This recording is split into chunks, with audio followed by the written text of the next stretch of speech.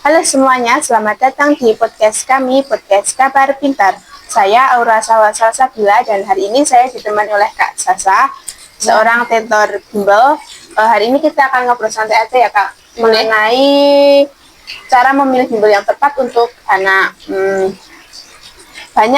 Kebanyakan orang tua bingung waktu memilih bimbel untuk anaknya. Menurut kamu apa sih kesalahan yang sering terjadi? Zaman sekarang tuh ya orang tua tuh banyak sekali yang milih bimbel itu mewah, terkenal. Bahkan itu tuh nggak mentingin kebutuhan anak gitu. Mungkin bisa itu kontraproduktif sama kebutuhan anak itu sendiri yang mau masuk gitu. Betul banget. Jadi sebenarnya apa yang harus kita pertimbangkan dalam memilih bimbel itu ya Kak? Sebenarnya ada beberapa tips sih, tapi yang utama tuh kita harus tahu kebutuhan anak itu.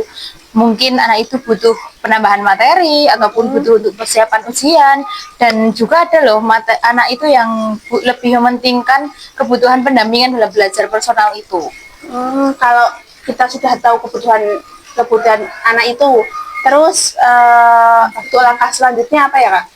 Yang kedua tuh kita bisa tahu dulu pengajarnya. Mungkin dari mentor itu kenapa sih bisa sejauh ini membuka bimbel itu gitu. Mungkin pengalaman-pengalaman juga berpengaruh juga buat anak kita gitu.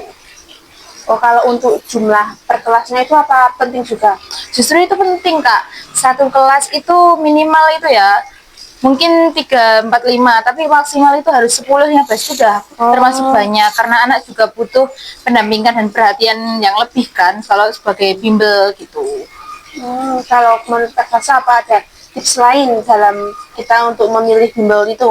Mungkin gini sih, sekarang tuh kan banyak bimbel yang menawarkan sebelum masuk, mungkin gimana kalau coba dulu 1 hari anaknya mau nggak. Nah dari situ kita bisa tahu sih anak itu antusias atau anak itu terlihat nggak mau aku di situ gitu. Mungkin kita lihat dari ekspresi anak itu ya yang masuk gitu. Wah, sangat bijak ya dan praktis Ya, banget.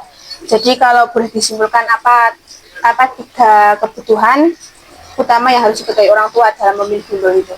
ini sebelum daftar berarti ya Kak. Ya. Yang pertama tuh kita harus tahu kebutuhan anak, dan yang kedua kita harus tahu pengajarnya itu seperti apa, dan yang ketiga kita harus tahu gimana anak itu ya sebelum masuk itu antusias, nggak mau atau gimana gitu, kita harus tahu sebelum daftar gitu. Oh, simpel sih tapi kebanyakan orang tua sering lupa ya Kak.